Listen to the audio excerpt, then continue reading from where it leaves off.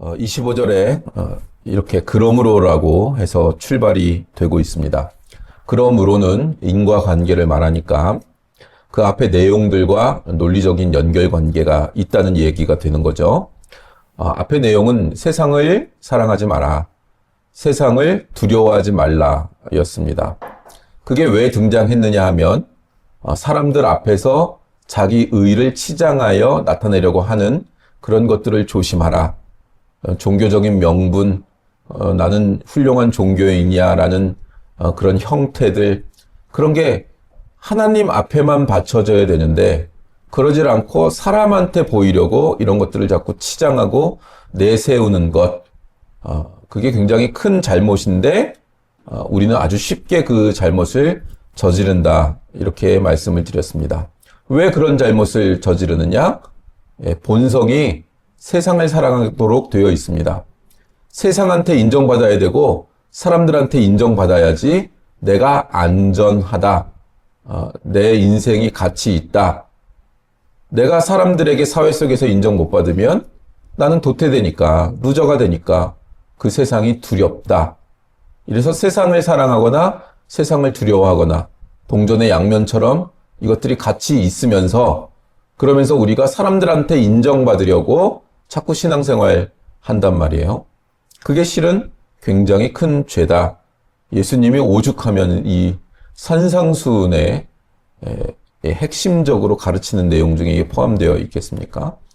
오늘 25절 이하는 세상이 정말 니네들이 생각하는 것만큼 사랑할 만하냐, 정말 세상이 주는 가치들이 정말 사랑할 만하냐, 그걸 진짜 무서워해야 되는 거 맞냐, 이런 이야기들을 하고 있는 겁니다.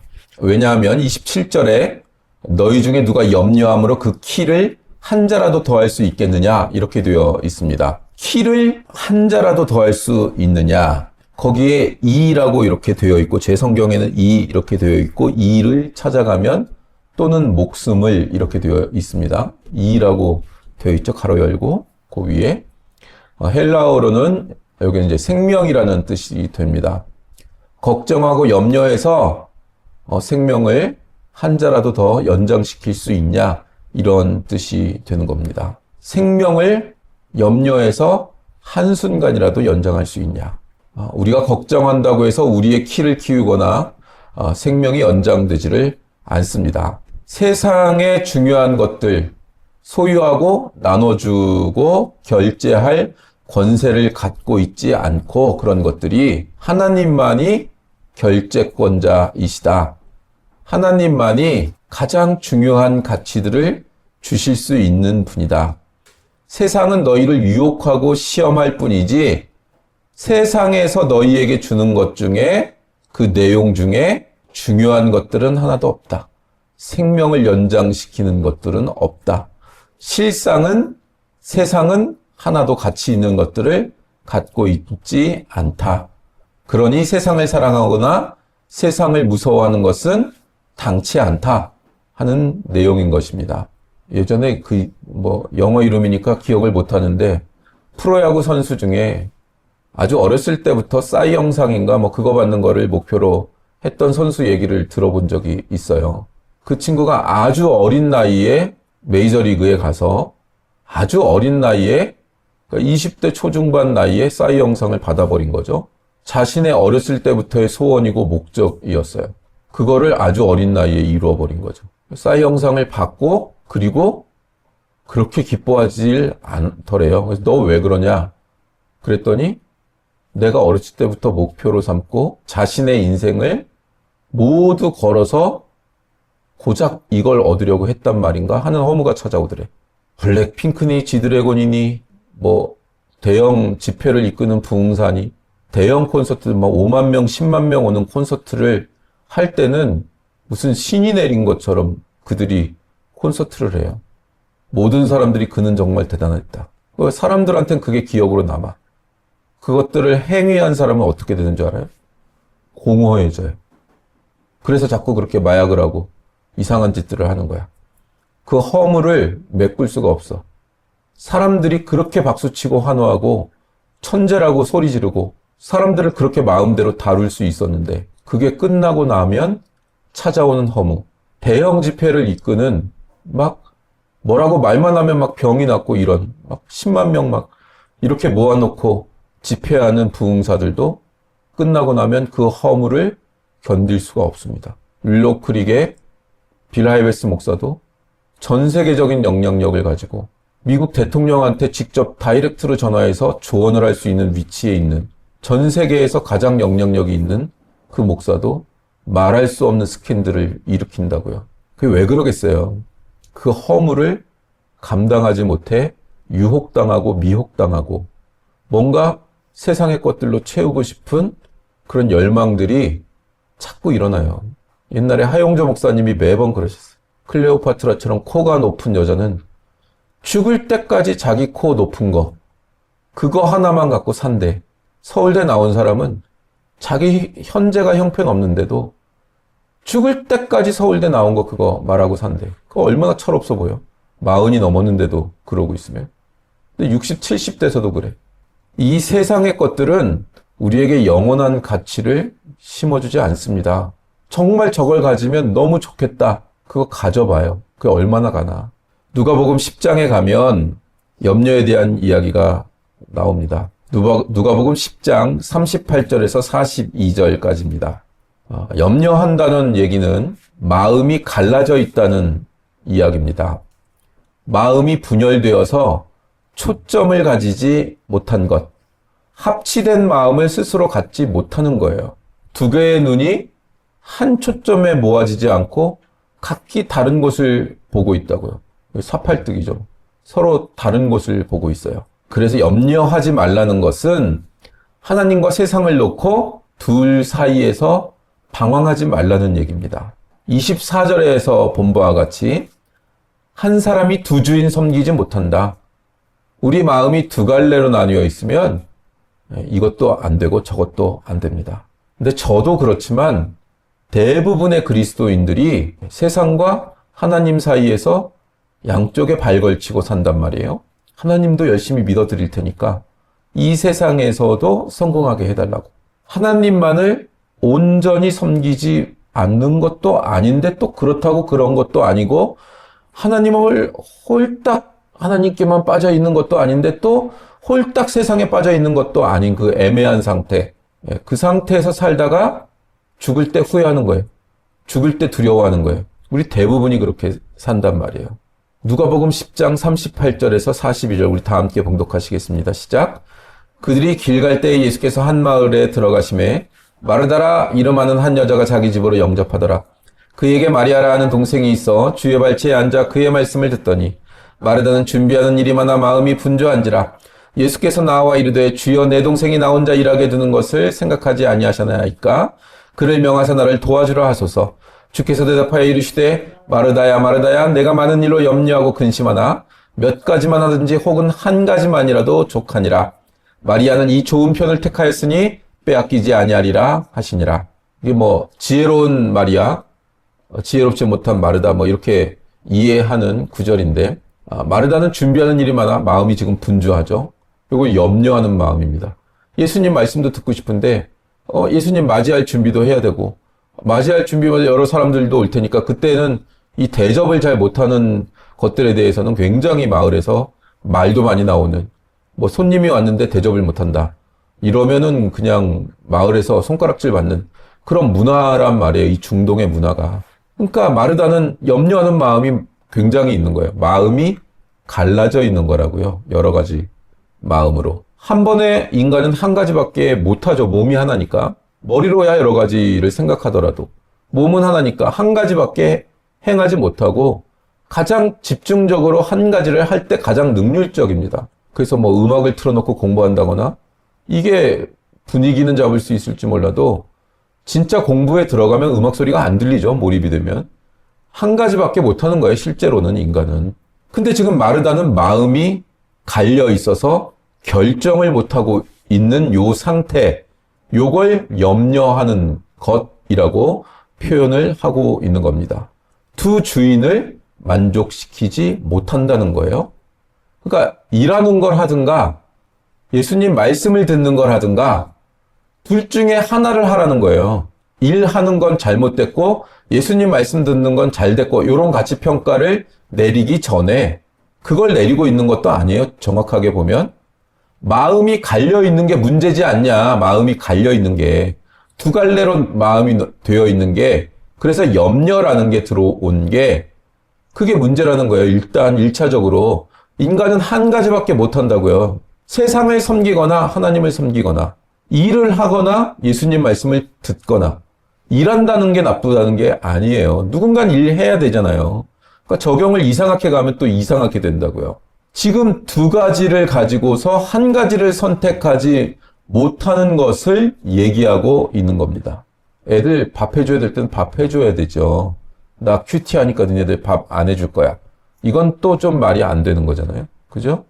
요한계시록 우리 3장 20절 지난 시간에 했는데 차든지 덥든지 둘 중에 하나 하라는 거예요. 볼지어다 내가 문 밖에 서서 문을 두드리노니 누구든지 문을 열면 내가 들어가서 그와 함께 먹고 마시고 산다는 거예요. 더불어서 먹고 마시고. 그래서 결정을 하라는 거예요. 차든지 덥든지. 물론 예수님 말고 세상을 선택하라 이런 얘기하는 것은 아니에요. 우리 몸과 마음과 정성과 힘을 다해서 주 너희 하나님을 섬겨야 되는 것. 이게 신앙이죠. 하나님을 섬긴다 하면서 세상에 양다리 걸쳐 놓을 수가 없습니다. 왜 그래요? 왜 양다리 못 걸쳐요? 우리 양다리 걸치면서 지금 잘 살고 있는데? 아니요, 잘 살고 있는 게 아닙니다. 이것도 못하고 저것도 못하고 있는 거예요.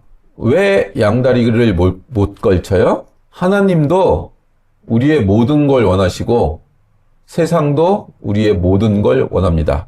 우리의 모든 걸 걸지 않으면 세상에서 살아남을 수 없고 세상에서 선택받을 수가 없습니다. 우리의 일부분만 가지려고 하지 않습니다. 세상도. 깡패 조직에서도 마음이 갈려 있으면 바로 죽습니다. 두목한테 보스한테 충성해야지 마음이 갈려 있으면 죽는다고요.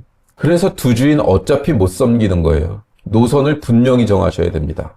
우리가 하나님을 믿는 자가 되면 사단은 교묘한 계획을 써서 우리 마음이 하나님께 완전히 붙잡히지 않도록 하는 방해를 굉장히 교묘하게 합니다.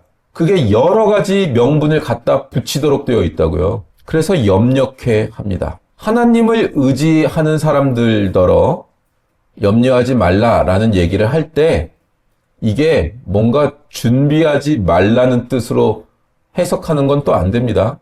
아, 이건 이번 달에 돈이 이만큼 필요한데 이걸 어떻게 하나? 아, 기도하자. 기도하는 것까지는 오케이. 기도하면 그 돈을 준비해야 된다고요. 염려하지 말랬으니까 염려하지 말고 기도만 해야지.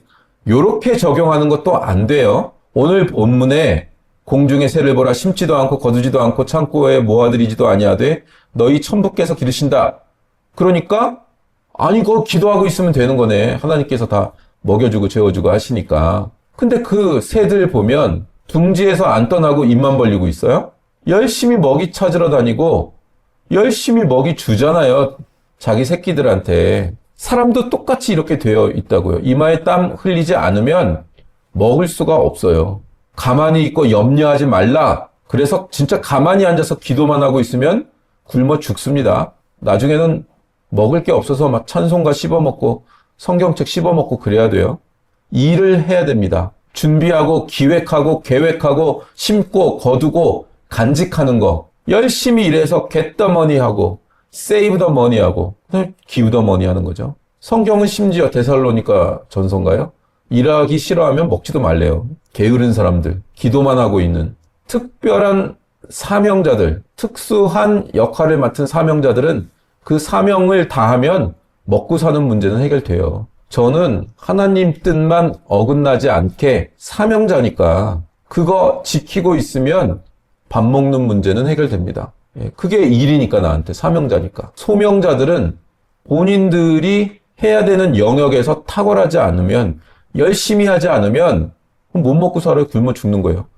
기도했으면 일해야 되고 기도했으면 공부해야 되고 기도했으면 땀 흘려야 돼요. 착각하면 안 돼요. 그거를 염려하지 말라는 뜻은 그런 뜻이 아니라고요. 빌립보서 4장 6절에 가면 이렇게 되어 있어요.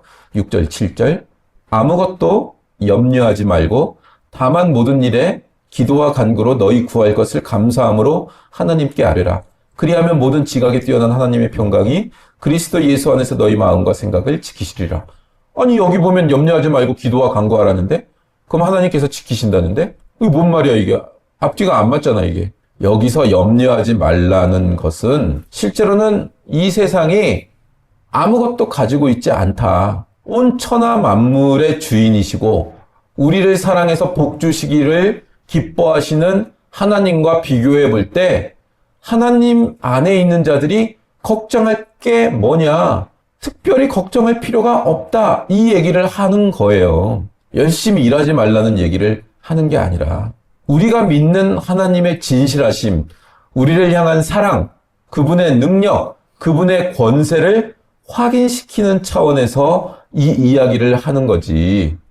진짜 기도와 간구만 하고 노동도 하지 않고 가만히 있으란 얘기가 아니에요. 이 세상의 가치와 비교했을 때 하나님이 가지고 계시고 우리에게 주실 수 있는 그 가치만이 영원한 것들이다 라는 얘기를 하는 차원에서 이 이야기가 있는 거라고요. 하나님 믿고 사는 사람들이 부족할 게 없는 것은 하나님께 순종하고 충성하고 진심으로 하나님을 섬기고 명령을 따라 사는 자에게 하나님은 정직하게 보답하신다고요. 더욱 큰 사랑과 은혜로 보답하신다고요. 산다는 거는 그렇게 가만히 있어서 되는 일이 아닙니다. 산다는 건 하나님이 주신 책임이 있는 일이고 우리 무조건 열심히 살아야 될 필요가 있습니다. 그러나 지금 초점으로 갖고 있는 것은 우리가 열심히 살아야 하는 것이 우리의 목숨을 연장하는 것을 내용으로 하여 열심히 사는 것이 아니라 하나님이 주신 생명과 인생을 어떻게 살 것인가라는 의미와 목표라는 차원에서 열심히 살아야 된다는 거예요. 우리가 좀 더 화장실 2개 있는 집, 방이 4칸인 집, 그리고 우리가 좋은 걸 먹어서 건강하여서 생명을 더 연장하고 병 안 들고 살아야지 된다라는 것에 집중하는 게 아니라 생명을 연장하는 그런 차원에서 이야기하고 있는 게 아니라 우리는 어떤 내용과 목표를 향해 살 것인가에 대한 열심을 말하는 거라고요. 부동산 좋은 집에 살고 강남에 있는 부동산 갖고 싶어서 살고 하는 게 목표가 아니라고 우리한텐. 그건 가져봐야 어차피 죽어. 키를 한 자라도 더 할 수 없다고요, 그거는. 잘난 척 조금 할 수 있는 거지. 내가 죽을 때까지 요거 대출받아서 강남 아파트 대출받아 살면 열심히 일하지 않아도 살 수 있다. 병원 갈 비용, 수술할 비용, 그런 거 걱정하지 않아도 살 만큼 된다. 그래서 나는 안전하다. 이렇게 느끼는 차원의 것이 우리 삶의 목표가 아니라고요. 그거는. 우리가 강남 아파트를 가질 수 있어요. 열심히 벌어서. 근데 대출받아서 선교해야지. 대출받아서 교회 세워야지. 대출받아서 하나님의 사람들 장학금 줘야지. 이렇게 가는 거지, 우리는. 그게 목표와 내용일 수가 없다고요. 근데 자꾸 생명을 연장하는 것, 거기에 우리의 모든 정성, 우리의 자존심을 세우는데 자꾸 모든 신경과 정성을 쏟아부어요. 그런 마음이 걸쳐져 있으니까 이 세상을 겁내요. 내가 이 세상에 속하지 못하면 어떡하지? 그래서 뭐가 등장해요? 마태복음 6장 28절. 또 너희가 어찌 의복을 위해 염려하느냐? 들의 백합화가 어떻게 자라는가 생각하여 보라. 이거예요. 수고도 아니하고 길쌈도 아니하느니라. 옷감을 짓는 거죠. 바느질. 그러나 내가 너희에게 말하더니 솔로몬의 모든 영광을 얻어 입은 것이 이 꽃 하나만 갖지 못하였느니라.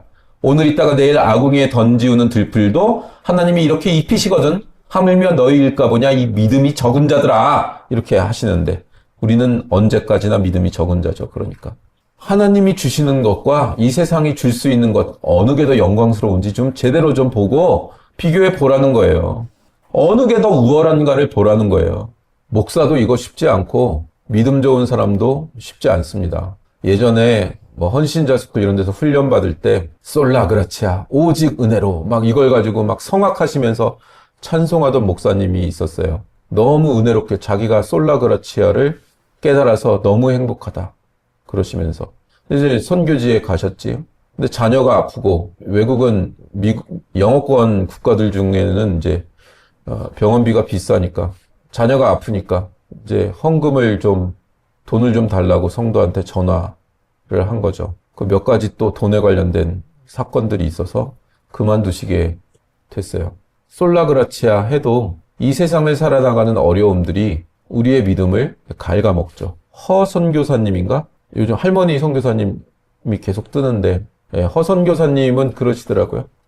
그분은 은사자니까, 기도 은사자고 영적 권능을 받아서 부흥사역도 하시는 분이니까 부흥사역을 하고 영적인 권능을 받고 하늘의 은사를 받았죠. 뭐 예언도 할 수 있고 병도 고칠 수 있잖아요.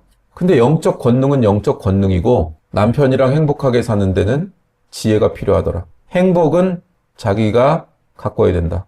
영적인 세계의 권능은 권능이고 행복은 지혜로워야 되더라. 우리가 살아가고 영적인 세계를 적용해야 되는 이 세계는 굉장히 많은 지혜를 필요로 합니다. 기도하고 간구하고 우리의 영적인 세계를 충만히 채우고 난 다음에는 그걸 어떻게 적용할까를 굉장히 깊게 고민해 봐야 되는 문제가 있단 말이에요. 되게 단순하지가 않아요. 산다는 건. 또 그 목사님 이름은 잊어버렸는데 일제시대였나 봐요. 일제시대인지 공산국가인지 모르는데 북한 이야기인지 몰랐는데 한 가족이 이제 성경 읽다가 잡힌 거죠. 예배 드리다가. 그래서 이제 죽이려고 하는데 잔인하잖아요. 공산당도 잔인하고. 먼저 9살짜리 애를 먼저 부모들 있는데 데리고 와가지고 예수님 부인하라 이렇게 된 거죠. 그랬더니 애가 뭐 어떻게 아이들은 순수한 신앙을 갖고 있는데 어찌할 바를 모르니까 막 울기 시작하니까 그 어머니가 일어나서 그 어린 아이한테 울지 마라. 오늘이 천국 가는 날이다. 이렇게 말을 했대요. 북한에선 지금 이런 일들이 벌어질 수 있죠. 불과 100km 위에서요. 1시간 차 타고 올라가면 닿을 수 있는 그 거리에서 이렇게 예배드리다가 죽는 거예요. 우리는 신앙생활하고 있는 게 아닙니다. 세상과 양다리 걸치고 있는 거지. 하나님께 드려지는 하나님 나라의 세계관을 갖기보다 이 세상에서 어떻게 성공할 것인지에 더 많은 시간과 자원을 들이잖아요. 하나님이 시킨 거면 하면 돼요. 하나님이 시킨 거면. 양다리 걸치는 건 안 됩니다. 그래서 6장 33절 오늘 안 했지만 6장 33절이 나오는 거예요. 너희는 먼저 그의 나라와 그의 의를 구하라. 그리하면 이 모든 것을 너희에게 더하시리라. 하나님 나라 더하시면 내 사업 성공시켜준다? 이런 뜻은 아니에요. 그런 뜻이 없는 건 아닌데 그런 일들이 일어나지 않는 건 아닌데 꼭 원인과 결과로 이루어진 문장은 아니에요.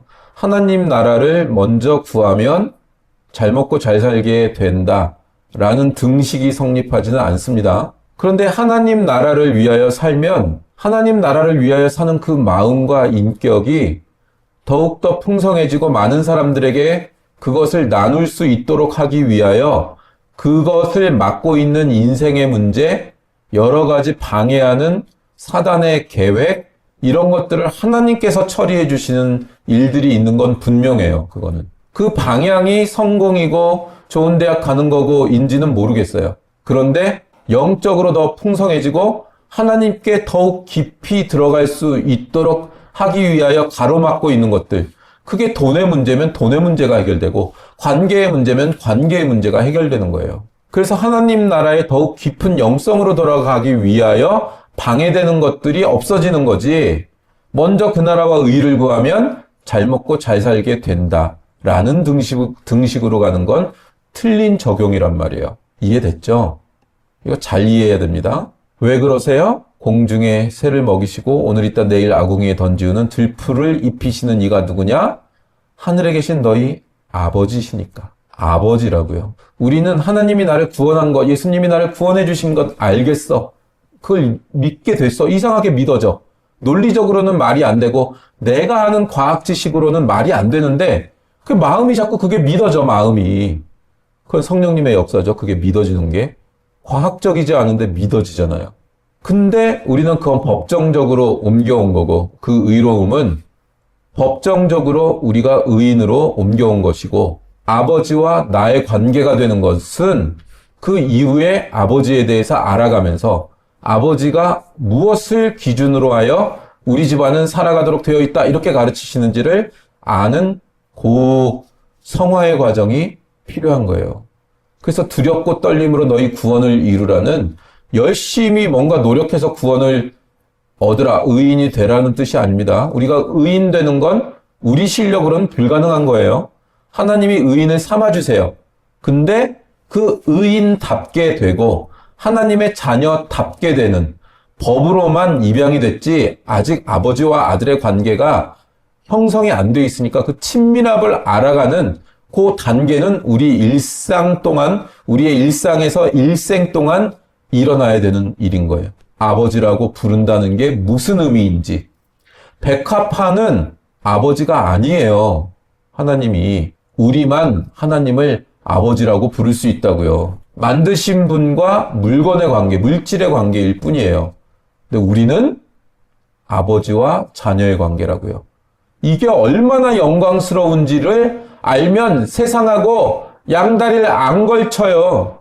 근데 이걸 제대로 모르는 상태에서 아이고 내가 죄인인데 의인으로 바뀌었네 감사합니다 눈물 흘리고 회개하고 거기서 끝. 그리고 나서 세상에서 살다 보면 자기가 받은 감동이니 감정이니 이런 건 금방 다 날아가 버리니까 거기서 신앙이 멈춘다고요.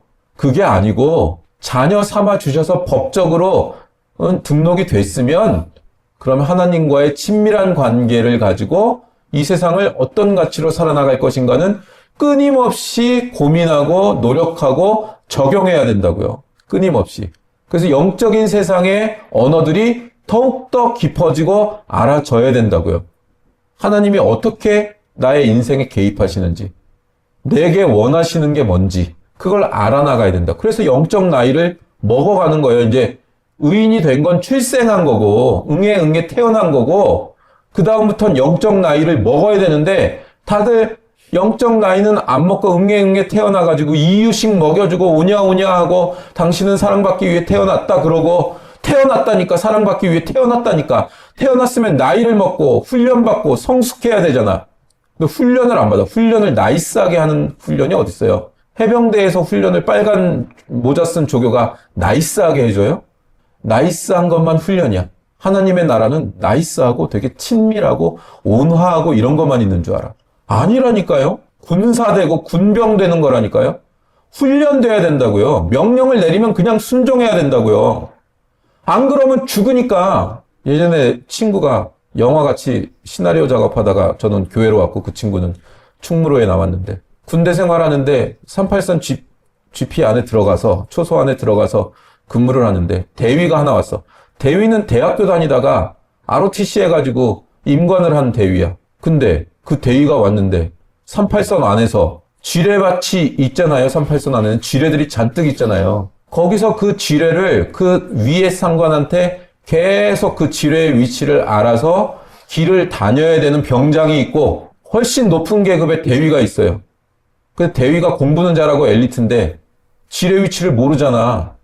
38선 안에서는 대위 말은 하나도 안 들어. 지뢰밭 위치를 아는 병장 말을 듣는다고. 영적 전쟁을 치르는 것들은 훈련되고 그것을 어떻게 하는지 아는 사람들 말을 들어야 됩니다. 하나님 아버지예요, 우리는. 그 아버지의 나라가 우리는 하나님의 자녀답게 되는 게 어떠한 것인지를 계속해서 알아가고 깊어져 가야 됩니다. 전문가가 돼야 돼요, 이제. 그것에. 요즘 뭐 규빈이나 영이나 공부를 열심히 하고 연습도 열심히 하니까 전문가가 되기 위해서 어떤 대가를 치러야 되는지 조금 감이 잡히죠. 어느 정도 수준의 대가를 치러야 되는지 감이 잡히죠. 근데 그 대가는 안 치른다고요, 신앙생활하는 사람들이. 안 치러요. 조금 닥달되고 혼내면 자존심 상해서 픽 토라져서 가버린다고, 나가버린다고, 교회를. 어떻게 훈련받아? 자존심도 못 꺾는 사람들. 그 일부러 시킨다고요, 일부러. 자존심 상하는 일들을 어디까지 충성하는지 보려고. 그거 통과 못하면 다음 단계로 못 나갑니다. 군인이 복종을 안 하는데 어떻게 내보내요?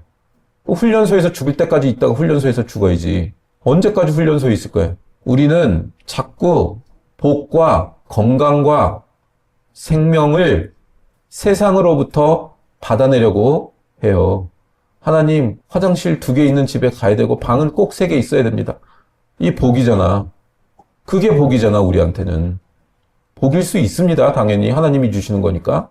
복일 수 있는데 우리 목표가 거기가 있으면 안 된다고요. 그게 진짜 복이면 예수님 믿을 필요 없죠. 열심히 일해서 돈 벌어서 얻으면 됩니다. 우리가 하나님의 자녀가 됐다는 건 점수를 하나님께만 따기로 했다는 뜻이에요. 모든 걸 하나님과 연결해서 생각하기로 작정한 겁니다. 그게 하나님의 자녀가 됐고 하나님을 아버지라고 부르는 사람들의 특징입니다. 하나님께 점수를 못 따면 열심히 사는 게 열심히 산 게 아니라니까요. 그건 세상에게 인정받으려고 한 거예요. 세상에서 잘 살라고 한 거라고요, 그거는. 하나님께 점수를 따면 아무리 열심히 해서 세상한테 넌 100점이다 이 소리 들어도 하나님께 0점 처리되면 그만인 거라고요. 근데 막 게으른데도 한두 개 하나님의 마음에 맞춘 사람이 있어. 게으른데도. 그럼 그 사람은 그 점수가 개수가 된다고요. 열심히 살았는데 빵점인 사람이 있고 게으르게 사는 것 같은데 한 40점 맞는 사람이 있다고요. 그럼 따지고 보면 40점이 훨씬 높은 거야.